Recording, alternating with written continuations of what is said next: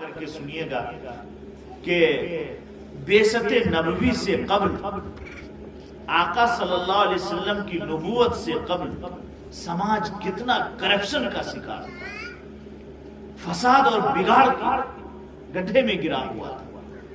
ایک صحابی ہے، نام اس وقت میرے ذہن میں نہیں ہے، آقا صلی اللہ علیہ وسلم کی مجلس لگی ہوئی ہے، صحابہ بھی بیٹھے ہوئے ہیں۔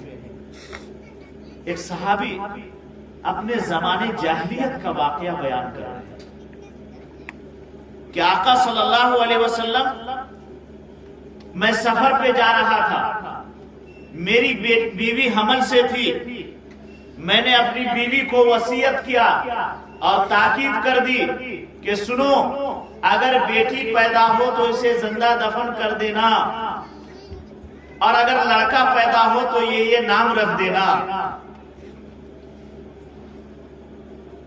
صحابی کا بیان یہ کہ میں سفر پہ چلا گیا، کچھ دنوں کے بعد جب سفر سے واپس آیا تو میری بیوی نے کہا کہ لڑکی پیدا ہوئی تھی، میں نے اسے دفن کر دیا،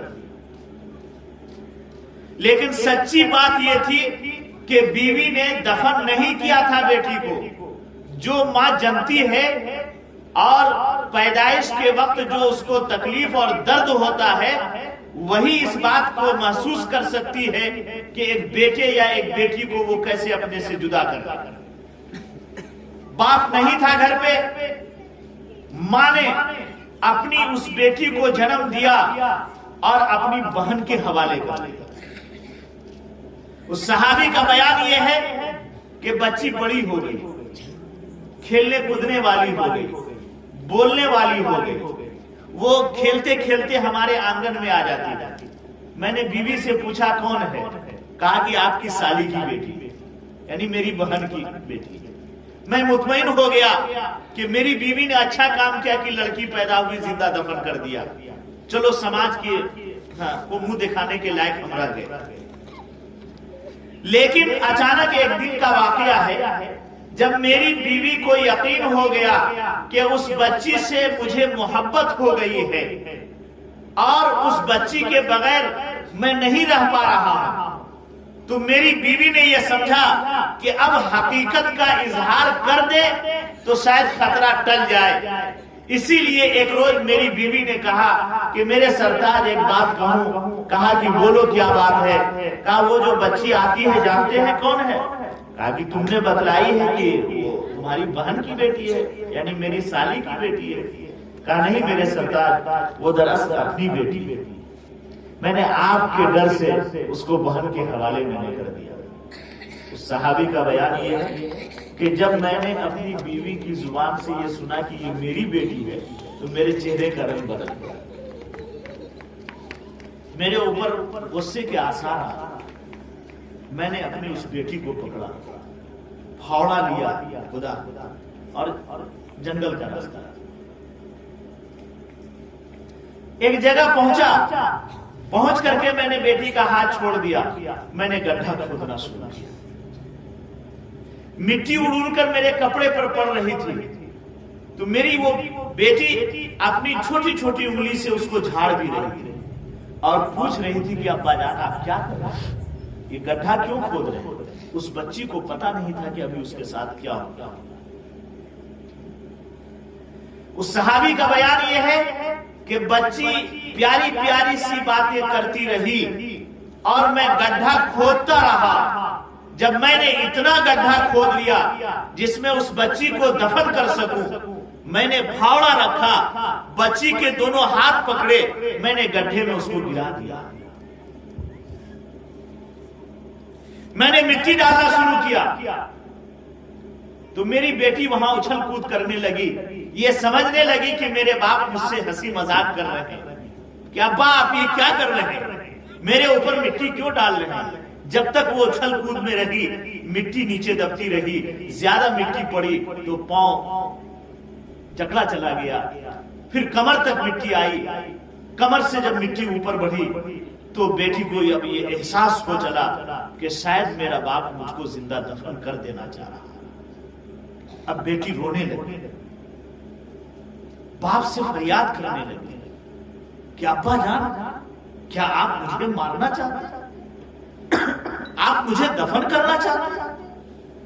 میں نے آپ کا کیا بگاڑا؟ آپ مجھے دفن مت کیجیے، جب آپ گھر واپس جائیے گا میں آپ کے ساتھ نہیں رہوں گی۔ تو امی پوچھے گی کہ میری بیٹی کہاں ہے، تو آپ کیا جواب دیجیے گا؟ جب آپ کھانے کے لیے بیٹھیے گا دسترخوان پر میں نہ رہوں گی تو کیا آپ کو کھانا اچھا لگ جائے؟ ابا جان آپ مجھے مت ماریے، مجھے دفن مت کیجیے، مجھے زندہ چھوڑ دیجیے۔ صحابی کا بیان ہے کہ میری بچی فریاد کرتی رہی، روتی رہی، مجھ سے زندگی کی بھیک مانگتی رہی، لیکن میں نے منو مٹی کے نیچے دفن کر دیا۔ آج بھی اس کی چیخ میرے کانوں میں سنائی دے رہی ہے۔ وہ بولتی رہی کہ ابا جان مجھے چھوڑ دیجئے، میں یہ شہر چھوڑ کر چلی جاؤں گی، کہیں بھیک مانگ کر اپنی زندگی گزار لوں گی، لیکن آپ کو دوبارہ چہرہ نہیں دکھلاؤں گی۔ لیکن میں نے کچھ نہیں سنا اور اپنی بیٹی کو منو مٹی تلے دفن کر دیا۔ صحابہ پر آقا صلی اللہ علیہ وسلم کے آنسو نکل آئے، لیکن الاسلام یہدم ما کان قبلہ۔ کیا بات ہے؟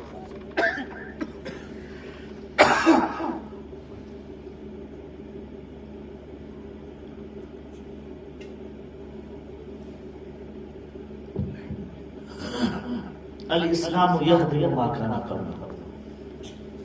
اسلام سے پہلے جتنا بھی سنگین جرم کوئی انسان کر لیتا ہے، جب وہ اسلام کے دامن میں آتا ہے تو ساری سنگینی کو اللہ معاف کر دیتا۔ اس حد تک عرب کا سماج گرا ہوا۔ ایسے ماحول میں آقا صلی اللہ علیہ وسلم نبی بنا کر بھیجے گئے تو پہلی وحی میں کہا پڑھو، پہلی وحی میں کہا پڑھو۔ حالانکہ پہلی وحی میں کہا جا سکتا تھا کہ اے نبی لوگوں سے کہیے کہ وہ زنا نہ کریں، اے نبی لوگوں سے کہیے کہ وہ چوری نہ کریں، اے نبی لوگوں سے کہیے کہ وہ شراب نہ پئیں، اے نبی لوگوں سے کہیے کہ وہ وراثت میں گڑبڑی نہ کریں، اے نبی لوگوں سے کہیے کہ لوگ اپنی بچیوں کو زندہ دفن کرنا بند کر دیں۔ کچھ نہیں کہا، کہا کہ اے نبی اگر آپ چاہتے ہیں کہ سماج بالکل پاک ہو جائے،